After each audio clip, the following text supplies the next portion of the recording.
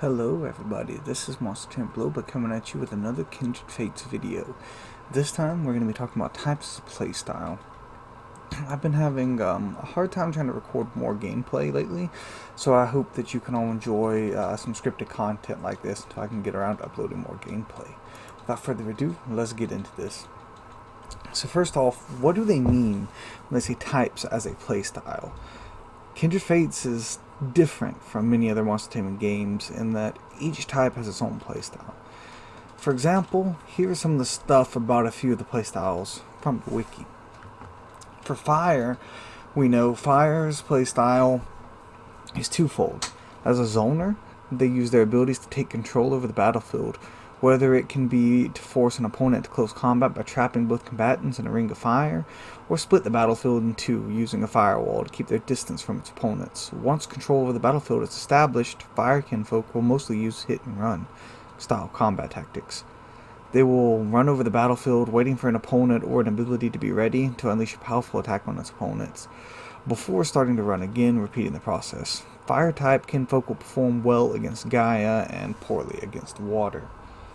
And what they mean by that, rather than the ×2 damage system we see so common in Pokemon or something like that, it's just they would counter each other's playstyles, and here's why. For example, we'll talk about Gaia next to show why fire might possibly counter Gaia's playstyle. Gaia kinfolk use the power of nature to overwhelm their opponents, calling on their surroundings. They will use the overflowing stream of life to summon minions from the battlefield. Their main goal is to swarm their enemy with a large number of targets, making it difficult for them to focus on the source of the attack.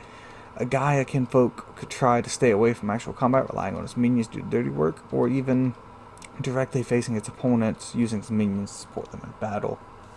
As you can see, the fire could counter the Gaia in the way that the fire has zoner and could control the battlefield, which could cut off the Gaia type's minions, or just keep enough distance between them that the minions don't matter, and just pelt the Gaia type of ranged attacks potentially.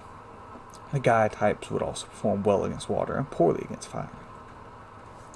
But as you can see, things are a little different with Kindred Fates combat, but why does this make it more fun than something like Pokemon, for example, where a fire type will almost always beat a grass type thanks to the ×2 damage modifier?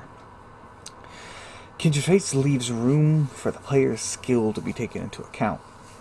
A good example of this, so we can see from the alpha, is Ember vs Kadoki. Ember is a fire type and has an advantage over Kadoki, who is a Gaia type. This is true because Ember counters Kadoki's playstyle, not because of a damage bonus. But Ember only has an advantage here, not a guaranteed win. If you're the better player, Kadoki can still win this matchup. This is true for any of the matchups in the alpha so far. While we've yet to see water and air be introduced into the alpha yet, I think it's safe to assume that the same will end up being true for them as well. Here are a few examples I've experienced as types of playstyles in action throughout my time playing the alpha so far. Ember as his owner can use his Scorch to create rings of fire and control the battlefield when his opponents get in close. He can use his fire spin to knock them back while doing some extra damage to them, all the while waiting for them to try to take cover, to buff or heal, where he can hit them with his explosion attack to punish them.